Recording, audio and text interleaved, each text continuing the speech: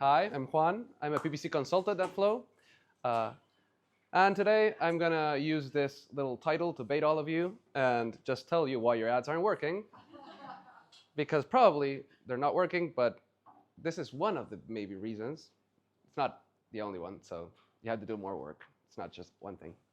And it's usually only just a little bit the platform's fault. Google can be a jerk, but not that much of a jerk all the time. They want their money, but we can handle it. We can find situations in which we can make the best out of Google, the best out of LinkedIn, and just make the best for our clients as an agency. It really changes all the time. So let's get into it. Oh, it was her. It wasn't me. First problem. First thing we do with our clients is, what are we actually tracking? What can we see? What are the results we're targeting? What's the difference between an ad click? What's the whole journey into getting like a closed deal?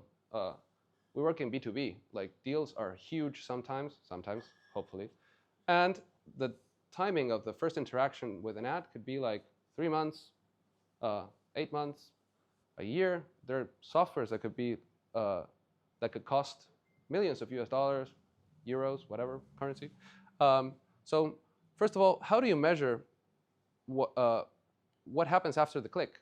You just get a form fill if you get a click, and it's actually a valuable term. It's a good position ad.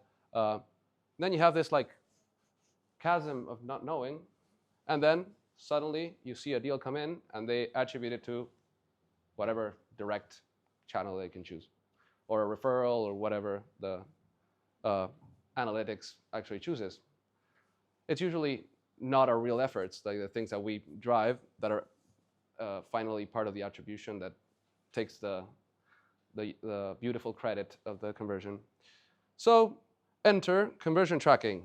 Offline conversion tracking for B2B is, okay, now it's screwing with me. Oh. Why does it go back and? One. Oh. It just does like a bait and switch. Important part to close the loop.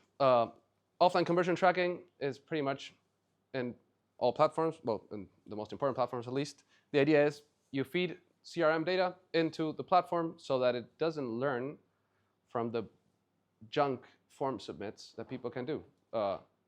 We're now fighting a wave of spam in all the platforms, which we can get like 1 billion form submits. And how do we actually give back information to these platforms so that it optimizes to get more of those people that actually converted? Well, using the Google Click ID, tracking all through our CRM, passing it over when someone transforms into an MQL, an SQL, an opportunity, even attaching the real deal value, you can just feed it back into the platforms and understand what's working, what's really working, not just a form submit and you have like those percentages that you kind of estimate and those type of things. Obviously, there's different things for each platform. Conversions API for social, more direct integrations with HubSpot or Salesforce for Google. And you can, I'm not going to say this number is always accurate, but there's cases in which you can even see an enhanced attribution of almost 30% of the whole process of conversion tracking to the deal amount.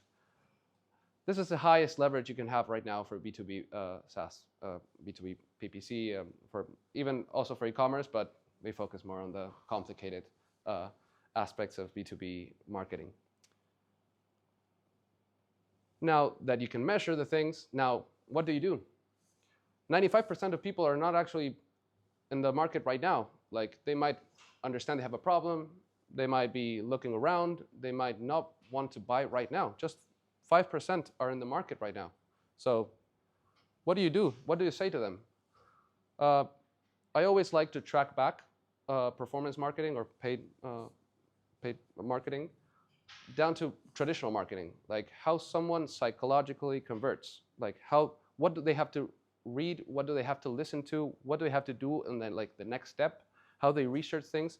And the master, the genius, Gene Schwartz, literally says, before you write a single word of copy, which we use a lot, answer one question. How much does your prospect actually know already? Like, what are you going to show him? is like, does he know that your solution is there? Does he know that he has a problem?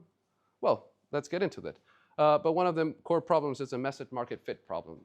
We're not addressing our audiences with the correct messaging in the correct time, with the right even offer. Sometimes you're just asking for a demo submit at the first interaction.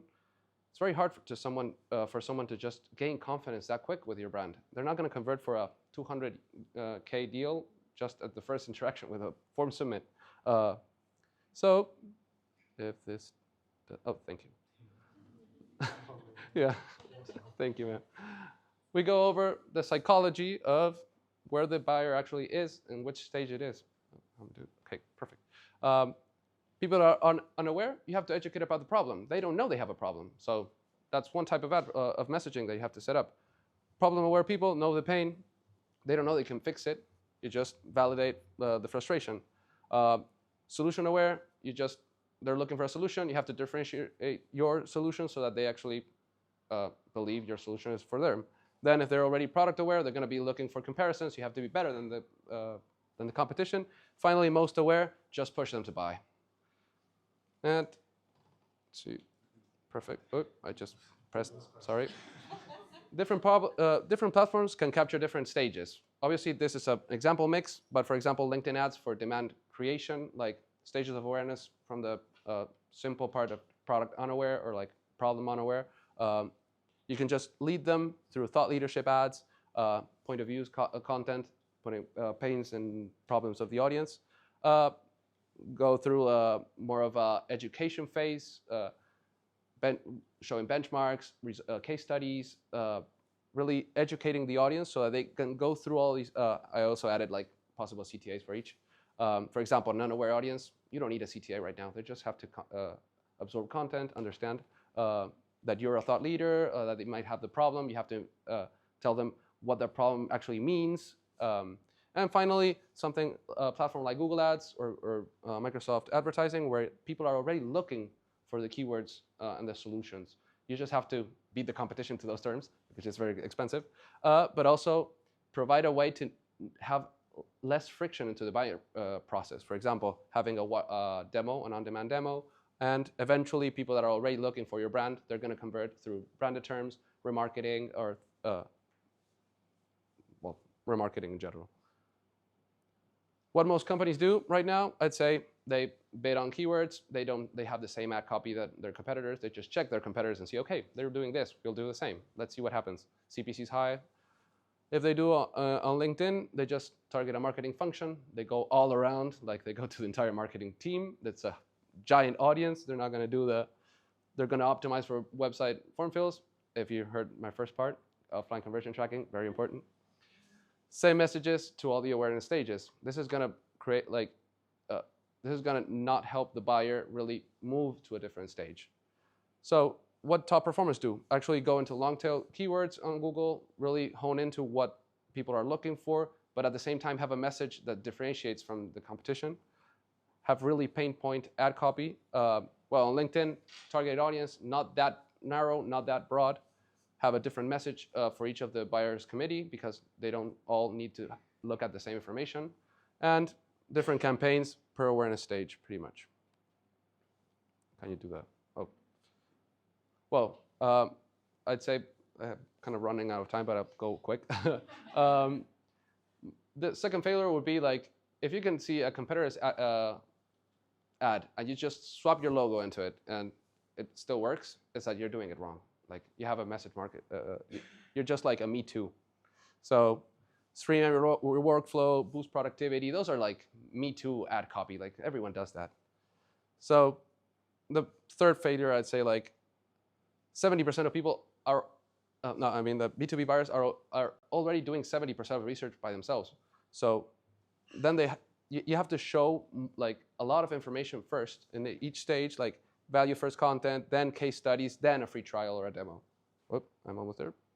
Let's see if I get, oh. And I'm gonna have like 4 questions. You can use this as a like Monday audit because obviously Friday you can just chill. But on Monday you can go in and see, hey, is my CRM actually tracking this and feeding it into Google? If not, bad for you, like do it. Can I swap my competitor's logo into my ad and actually that should still work? You're screwed. Am I running different messages for different stages of awareness? If not, you're talking to 5 different audiences with one messaging. And finally, does my offer and messaging match where the buyer is in their journey? If not, cold demos to cold audiences, you're going to spend a ton of money and not get anything back. So we can talk later, more in detail. Thank you. Thank you. Here's my QR code.